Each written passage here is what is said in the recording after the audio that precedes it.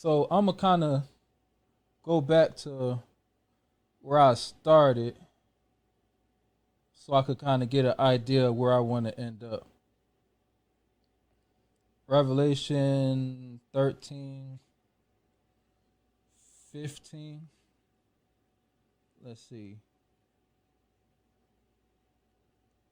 I'll start at six. I do 16. And he causeth all, both small and great, rich and poor, free and bond, to receive a mark in their foreheads and in their right hand. Now, somebody could say, hey, you still ain't prove that the wine and the mark is the same thing. You still ain't prove it. I've been waiting. I've been waiting over 20 minutes now. You still ain't prove it. Well, let's see.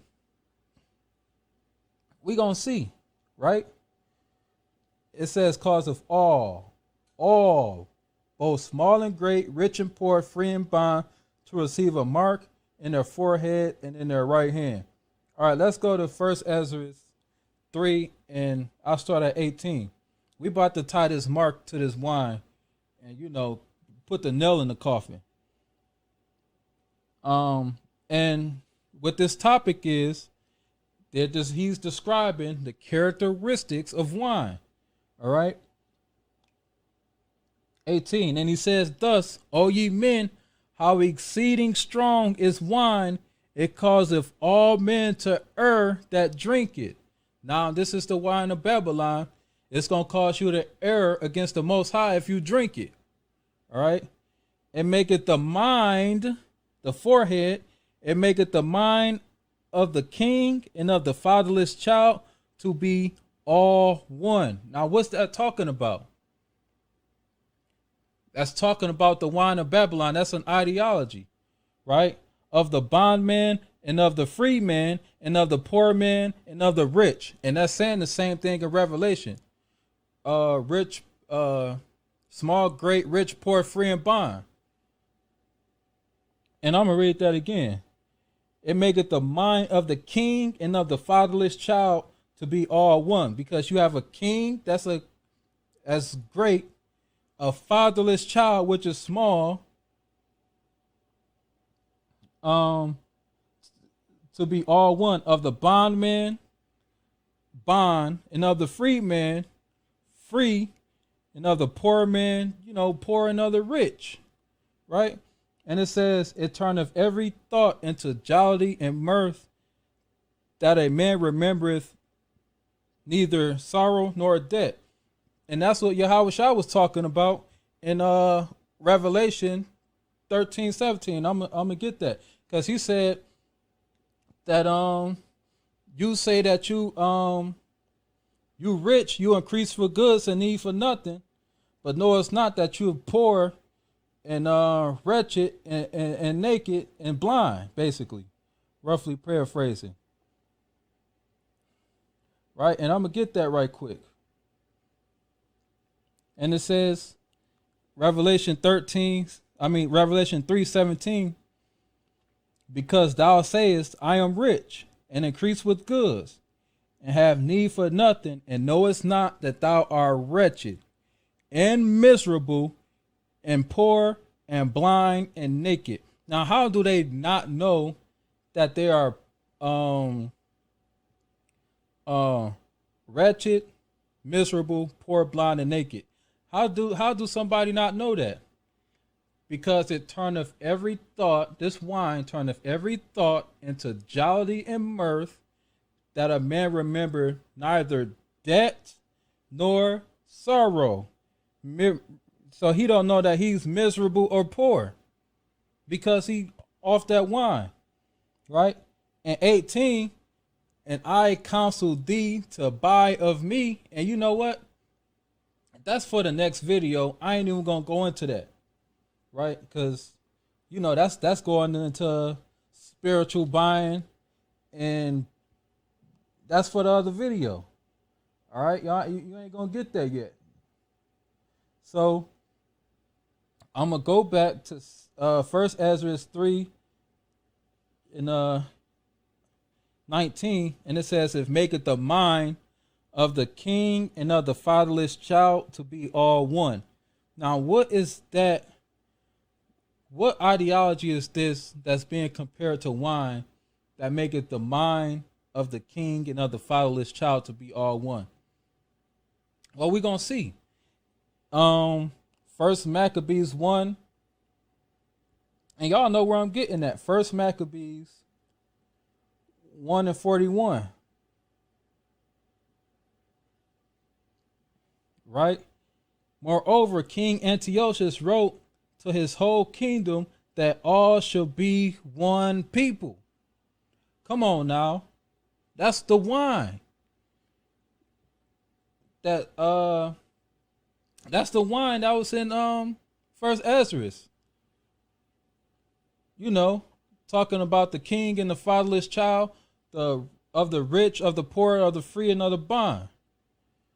Come on now. And it's going right back to Revelation. It's all the same thing. Right? And it says, and everyone shall leave his laws, so that the heathen agreed according to the commandment of the king. Now you got the heathen agreeing to this ideology. They are all of one speech again. He had most of the earth of one speech again. You know, all of them indulging in this ideology, just like Babylon, because this is the this ideology came from Babylon. I mean, the Tower of Babel. All right, and it says, yea, many also of the Israelites consented to his religion and sacrificed unto idols and profaned the Sabbath. So a lot of these Israelites was okay with going into this this ideology, that religion, because people try to stick religion only on the Bible, but anything can be a religion. You got the so-called street code, that's a religion, and you show your faith through your works. So if somebody believe in the street code, when they go to jail, is they gonna snitch? No. But you know, Jake even transgressed that law. You know, get the snitching, and you know, people gonna hold you to those laws when you get out. You know, and they might do something to you. You subjected yourself to those laws, and I don't go by that. I don't give a damn about no damn street code. I'm snitching on your ass. All right, don't come to me saying nothing. All right, I go to 48. Because basically it's just breaking down all the abominations that they were doing. No, I'll go to 44. And it says, for the king sent letters by messengers. Now, these messengers are who? The media and entertainment industry. These rappers, these actors are just portraying roles and teaching you how you supposed to feel in certain situations. Now you crying because somebody ain't remember your birthday and you don't even know why. A damn birthday, man. For the king sent letters by messenger unto Jerusalem and the cities of Judea, that they should follow the strange law of the lands. And that's what, you know, the beast messengers are doing now. They enticing us to follow this strange ideology of this beast. All right. And 48, First Maccabees 1 and 48, that they should also leave their children uncircumcised and make their souls abominable with all manner of uncleanness and profanation. So basically they was just sinning, man. They was conforming to that image, to the end that they might forget the law and change all of their ordinances. And whosoever would not do according to the commandment of the king, he said he should die. Because you had people that didn't want to do it. You know, they said, I'm committed to the law, and you're gonna have to kill me. Right? And that's what's going and that's that same thing is gonna happen again. They didn't have to enforce death on people. Well, they did like during like around slavery times, and when they wanted to basically subjugate the Hispanics and Native Americans and put them in religions. And when they didn't follow it, they was put to death also. And us in slavery, that same thing happened also. Well, that's gonna happen again because you got people waking up and rebuking this beast. So, but like I said, they wasn't. We did. They didn't. They don't have to resort to killing people because it's not enough people that's opposing this society. All right. So, 51. In the self same manners wrote he to all his whole. In the self same manner wrote he to his whole kingdom and appointed overseers over all the people, commanding the cities of Judea to sacrifice city by city. So they had overseers. Who was our overseers? These political leaders. The same thing. It's the same thing going on, just just a little different. All right? Just modernized. People try to say the Bible is outdated. It can't go out of date because history repeating itself. And it's telling you about prophecy. So how it's ahead of its time. To if you want to be a little bit more specific and a little more precise and correct, it's ahead of its time. All right. So I'll go to 56. And when they had rent in pieces the book of the law which they found, they burnt them with fire. And whosoever was found with any book of the testament, or if any committed to the law, the king's commandment was that they should put him to death. So that's what's gonna start happening. And it is what it is. That's basically what that's basically what people is being put to death for. It's not no mark. I told you already in the previous video that this beast has the mind of Rome. It is not its own. It doesn't have its own mind. It's the Roman. It's the extension of the Rome. It's the revived Roman Empire. I gotta keep stressing that point. All right. So remember, the heathens agreed. There was all at one speech. I'm gonna go back to Revelation 13 and 15. And he had power to give life unto the image of the beast. He brought this back to life. That the image of the beast should both speak. It has an influence. It has a voice again.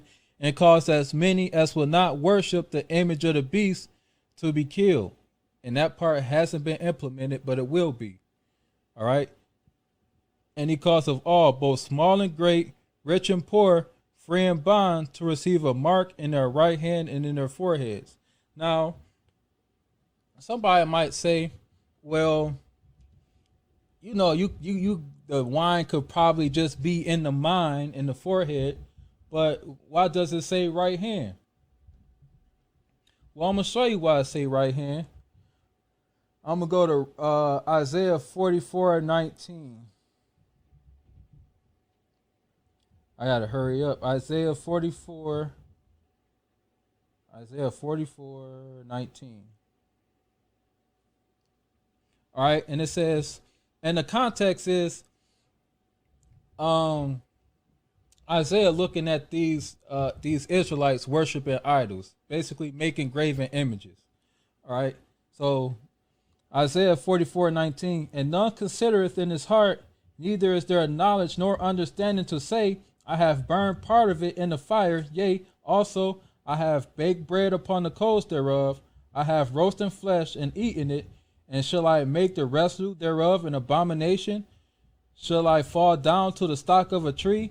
So basically, Isaiah is saying that, you know, you made this God in the fire, but didn't you also make that bread in that fire? Didn't you also just cook some meat in that fire? What, and you made a God in that fire. That same fire you used to do that, you made a God. So why don't you just worship that bread you just baked on the fire? Why can't you just worship that meat you just cooked on the fire? It's no difference. You know, it's all material things, you know, fall down to that the damn piece of lamb you just made on that thing. Stupid, man.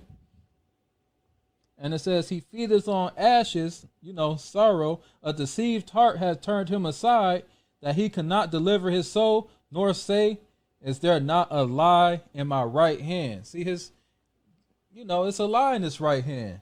Those are his works. His works is worshiping the idol. And he's strengthening himself in the lie. You know? Man, that's crazy. And I'm gonna get another one. What was that one? Isaiah 68.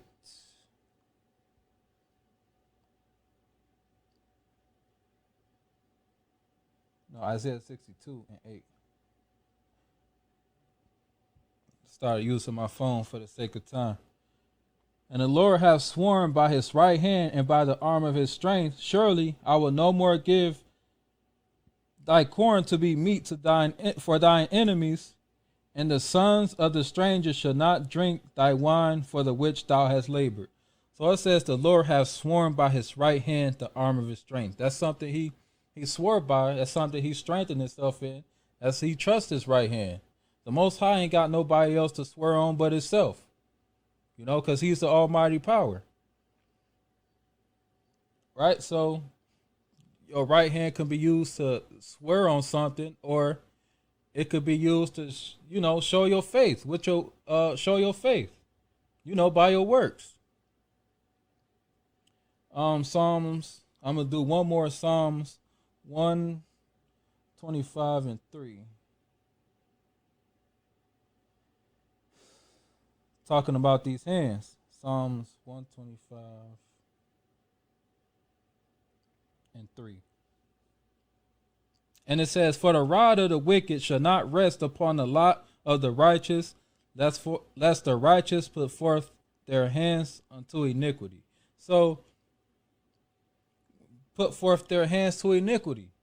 Because all throughout Revelation, the Most High said that he's given every man according to their works.